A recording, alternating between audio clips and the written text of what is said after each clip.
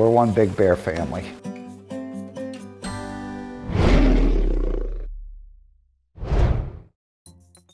Our bear family, it's like every other family and stuff. You love them to death, but there's other times they drive you nuts, right?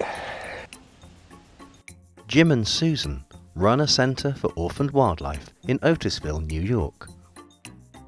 I'm there every day, but he is the one that walks in the door and everybody lights up. You know, and it's kind of funny because they just love him to death. Come on, go inside or get out of the way. And I'm the one that does all the work, and he just has to walk in the door. This is Jimmy, a 21-year-old Kodiak bear rescued from a closing wildlife park. He's just one of the 11 bears that lives with them. They knock you around a little bit and stuff, nothing, you know, not maliciously, you know, but you gotta watch you don't get scratched or poked in the eye or something. Hey, you know better than that. What are you doing? It's all right. They kill you, you know. He just have to hit you one time. Kodiak bears are one of the largest species in the world. He's about 1,400 pounds, and if he stood up on his hind legs, he'd probably be about 9 feet tall. Think of the strongest person you know or whatever, and you can magnify that by 1,000 times. Yeah, he's big. I mean, a small bear will kick your butt, and he's got so much strength. All he would have to do is lay on you. There you go, there's the answer. He's like them. He's like a bear. He has no fear of them. It's really amazing. We've had Jimmy for 21 years now. Got him as a little cub, and he's been with us his whole life.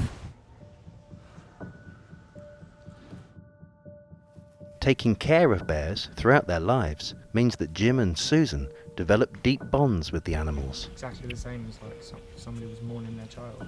Yeah, it's, you know, it's the same thing. We spend a lot of time with them. We care so much for them. We lost 4 altogether so far here. It would be just like burying one of your family members. I can't.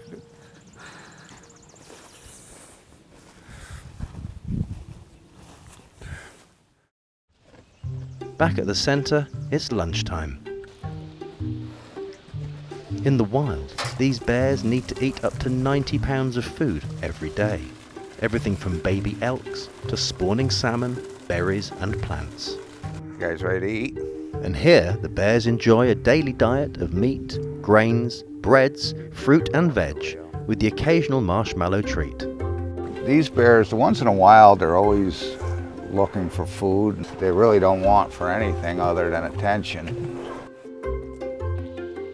One of the other bears at the center is Jenny. When the bears are little and they're with their mother, after they drink their milk, they suckle on her for a time, and they make this little noise that you hear. She just never grew up. She still does this. She looks at me as if I'm her mother. When she gets to the pinky, she likes to just bite down on that pinky. I love being around her, and I'm happy that she feels that way about me still after all these years. Oh, peanuts. All right, I'll have some peanuts.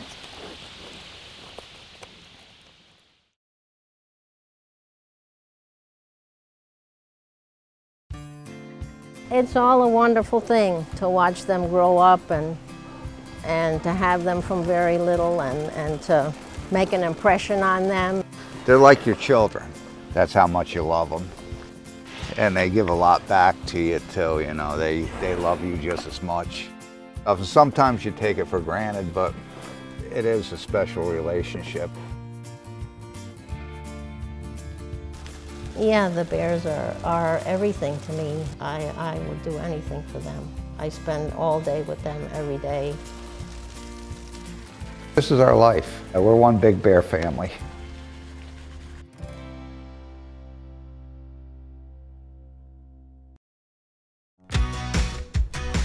Do I prefer bears to humans? Are you playing with your tongue? Well, actually, sometimes I do.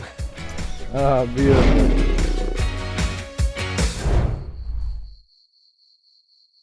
My name is Monica Welde. I am president, owner, and senior trainer here at Bearadise Ranch.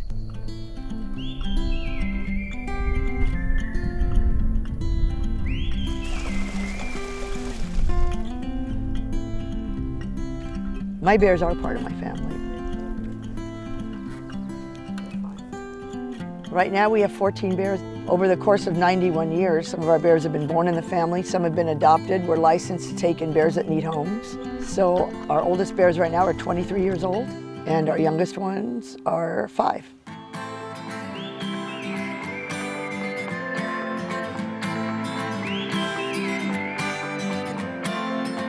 My son was raised with the bears. He started to interact as a young child. I've been around the bears since I was 3 years old. Our bears live on the back of our property behind our main house. They're like family to me. I see them every day, so they're just my siblings, basically. I go out and take care of the bears, feed them, clean them, interact with them a little bit, you know, talk to them. I'll let them out in the habitat so they can run around, play, be bears. Here at Bearadise Ranch, our bears have natural habitats to come out and enjoy. They have a spring-fed pond. We have pools, grass, trees. My husband and I thought it would be nice for our bears to live like a bear. This year, we lost my husband, my partner, suddenly and unexpectedly passed away. It's been a huge loss for our family and our bears. But my son and I decided to continue the family legacy and go on for my husband. The bears have been in their family 91 years and he's greatly missed, but I see my husband everywhere I look. I know the bears miss him. They do notice his absence.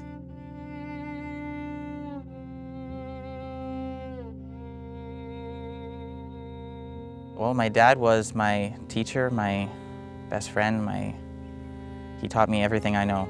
My mom is also very close to the bears. You know, they're her family. To my mom and dad, they were everything to them, so she loves the bears very much. I'm very proud of her for carrying on my dad's legacy with me. It's not easy, but we're getting through it. This is Kenai. He's a 5-year-old male grizzly bear. We adopted him about 3 years ago. He's not full grown. He's got about 5 more years to grow. He loves attention. And he knows I have a honey bottle behind my back. Oh yeah, big kisses. You're a sloppy kisser. I'll put a little bit on your paw, okay? I know you want the whole bottle. Our daily interaction with our bears is communication, loving, petting. They thrive on that physical contact. We never forget they're a bear. They're a bear first.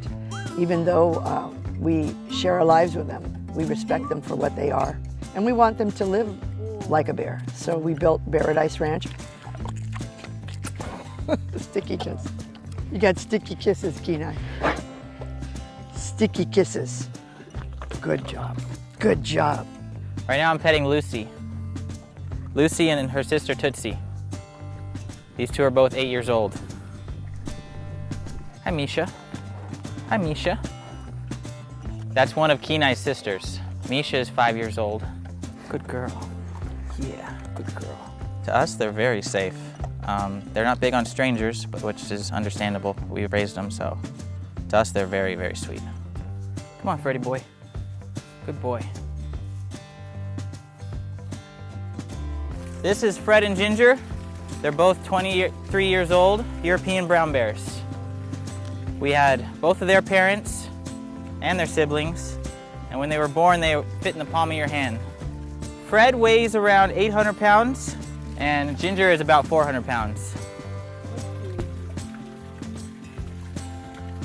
My mom hand-raised both of these from cubs. My bears have never attacked anybody. We've never had an incident with the public or with ourselves. I do have a few scars on me from their claws. That's natural. They're a very powerful animal. They'll lick us and kiss us and hug on us and touch us. I've worked with bears 37 years and I have all my fingers, so it's a good track record. Oh, he can be gentle too. There he goes, he's gonna suckle, watch.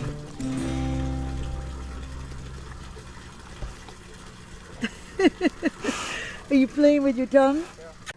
One more time. Give me a kiss. Good boy, Kenai. Good boy. Yeah. I'm sure there's people out there that say you shouldn't have a bear in human care. They should be in the wild. Kenai, open. Good boy. Hold it. Hold it. Good boy. Well, what I have to say to people who say that. First of all, the wild is disappearing. There are so many people on this planet. We are taking all the resources from the animals. All their habitat is shrinking. 6 out of 8 species of bears on our planet are threatened and endangered. Are my bears safer with me than in the wild? I would say so. I have spent 37 years of my life with bears, and I plan to, as long as I'm physically able to, I will work with the bears till I grow very old. And I feel confident they will be taken care of after I'm gone. We didn't see it ending with my husband's death. So we are going to continue the Welde family legacy and keep Bearadise Ranch thriving. I love sharing my life with my bears. I'm very blessed.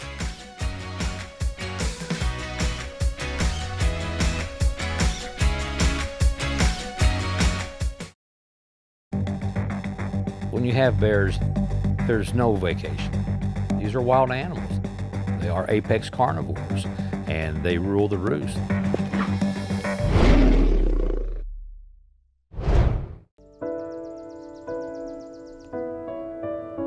I've had an interest in bears since I was a boy. I never thought I'd get a bear. 30 years ago, I'd been sick, had a neurological disease, was paralyzed at a young age. And when I got back on my feet and I had this opportunity to get a bear, I thought, you know, this will be my therapy. I'll hang out with it in the woods. And that's how it all began. I started off with one bear, Brody. He would take 9 half-gallon calf bottles at a time. Started off at 8 pounds. At a year old, he was 400 pounds. A year and a half, he was 550 pounds. So I bottle fed him for 3 years.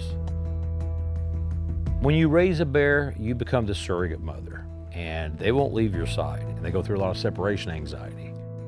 It's a lot like a human being. Most definitely when they're young, they see you as their mother. I clearly remember the first time I realized that a bear isn't a dog.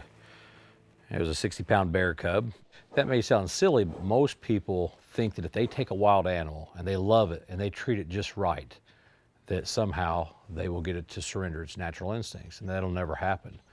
You can never tame a bear. You can train one, but you can never tame one. The 2 bears I currently have are Bob and Screech. They're littermate brothers, around 7 years of age, and they came from a park in Georgia. It was a tourist attraction, and they went out of business. And prior to going out of business, a friend of mine had called me and said, hey, they've got a couple bear cubs they don't want. I didn't pay for them. They were given to me. People asked me if I rescued them, and to me, that's kind of an overplayed word. I took them, I've raised them, and I've loved them, and I try to give them the best life that you can give a captive bear. Who knows what their fate would have been. When I started handling bears, it was just to interact with them. Nothing commercial, but I realized it's going to take a lot of money to facilitate this hobby. So I tried to marry a hobby with a profession. I started doing commercial work, TV shows, live appearances. You want to play? You want to play? And it evolved into the educational presentations where the animal itself can benefit and people can benefit, so I can hopefully save the lives of people and of bears. And that's where I'm at now. No bear likes to be surprised, but if you surprise a brown bear, and they perceive that as possibly you being a threat to themselves, they're young, their food source. And oftentimes these guys try to kill you because they're trying to eliminate that perceived threat. That's why they tell you to play dead if you're out in the back country and you're attacked by a brown bear. I've always been reluctant to tell people that they are pets because they don't meet the traditional definition of a pet. Most people don't have pets that can kill them, but it comes with the territory. These are wild animals. They are apex carnivores, and they rule the roost. The main thing when you have them in captivity is to keep them from being bored. You know, you see the neurotic behavior, the pacing, what they call stereotypy in zoos oftentimes. These guys have a lot in this habitat. That's one thing we don't want. We don't want pacing, we don't want them going nuts. I feel my main focus right now with Bob and Screech is to use them to educate people on how to behave in bear country to save the lives of people and of bears. As habitat is shrinking, there's less area for the bears. My main focus is just trying to keep people alive and keep bears alive. When you have bears, they take up all your time. There's no vacations. I've had bears 30 years and you're always thinking of, whether it's getting food, building new enclosures. There's no downtime. This isn't an animal that's a low maintenance animal. I worked on a program called Project Grizzly. I was trying to take Bob and Screech, two captive-born, captive-raised bears, to see if it was possible to release them into the wild. The problem with a bear in the wild is if it loses its fear of people and becomes habituated, or if it associates people with food and becomes food conditioned, it's usually marked for death. The question was, can you take these captive-born animals and make them afraid of people and get them to stay away from people? And the experts that we had involved, some said that unless you use aversive conditioning with pain, like oftentimes they'll use water bullets and rubber bullets and pepper spray and bear dogs and lots of different things to just make them scared to death of human beings, but I wouldn't do it. My bears are well cared for and protected, but what we pretty much determined was unless you implement that type of aversive conditioning, you're not going to get these guys to fear humans. You're a good boy. Mud all over your claws. I love them, but I watch them. Good boy. I make sure that I keep my mind where it should be, knowing that these animals, I wouldn't say would turn on me. Turning on me, in my opinion, would be it coming out of left field. A bear attacking me for absolutely no reason, can't put your finger on it whatsoever. But I know darn good and well, if I go in there with a hamburger, I better bring it up for the whole class, or I am going to get hurt. There's no surprises to that. People ask me, what does the future hold for Bob and Screech? I've made arrangements, if something were to happen to me, that they could go somewhere. But their future at this time is just to stay with me. I know some people would think that that's not healthy for them, but once they build a bond with somebody, it's kind of hard to break that bond.